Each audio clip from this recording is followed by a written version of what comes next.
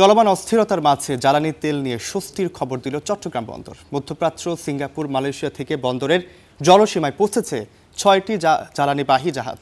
এছাড়াও 8টি জাহাজ তেল খালাস করে চট্টগ্রাম বন্দর ত্যাগ করেছেন। এর ফলে সংকটের আশঙ্কা নেই বলে মনে করছেন সংশ্লিষ্টরা। চট্টগ্রাম থেকে আরও জানাচ্ছেন সৈয়দ তাম্মিম মাহমুদ।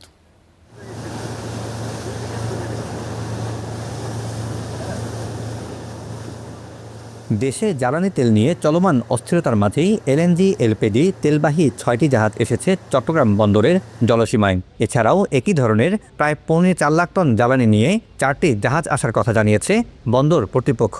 আমাদের বাংলাদেশের সীমানায় এই মুহূর্তে টোটাল 10টা জাহাজ রয়েছে, তার ভিতরে 4টা জাহাজ এই মুহূর্তে অন দ্য ওয়েতে আছে, যারা বাংলাদেশ সীমানায় কাছাকাছি আছে। 2টো জাহাজ আজকে বাংলাদেশ সীমায় বন্দরের সীমানায় প্রবেশ করবে, আর বাকি 2টো জাহাজ, একটা 12 তারিখে এবং একটা 14 তারিখে।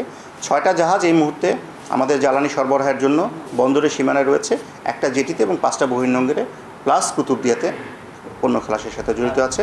তাই এলো ইনোভার, যেন আপনি লাইফে থাকেন রেডি প্রতিদিন। Innova, designed for now. এসব জাহাজ আসায় আপাতত জ্বালানি সংকট কেটে গেছে বলে মনে করছেন বন্দর সংশ্লিষ্টরা। আমাদের বহির্নোঙরে প্রচুর পরিমাণে এলপিজি, এলএনজি এবং ডিজেলের জাহাজ খালাসের অপেক্ষমান আছে, এবং সেগুলো যদি আমাদের পাইপলাইনে চলে আসে এবং আমরা যদি সরবরাহটা নিশ্চিত করতে পারি, তাহলে যে আমাদের যে আশঙ্কা, সেই আশঙ্কা থেকে আমরা বেরিয়ে আসতে পারবো।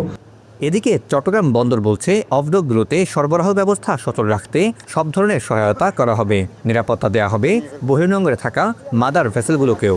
নিরাপত্তা অ্যাটলিস্ট 3 স্তরের অনবোর্ড যে নিরাপত্তাটা থাকছে ওয়াচম্যানদের মাধ্যমে, প্লাস বাংলাদেশ নৌবাহিনী এবং কোস্টগার্ড সামগ্রিকভাবে 24/7ই তারা আমাদেরকে নিরাপত্তাটা দিচ্ছেন বহির্নোঙরে, যে কারণে আমরা বহির্নোঙরে এই মুহূর্তে কোনো ধরনের নিরাপত্তা ঝুঁকি দিচ্ছি। মধ্যপ্রাচ্যের চলমান সংঘাতের সময়গুলোতে জ্বালানি ব্যবস্থাপনায় কৌশলী হওয়ার পরামর্শ দিয়েছেন সংশ্লিষ্টরা। Syed Tammim Mahmud, star news, Chittagong.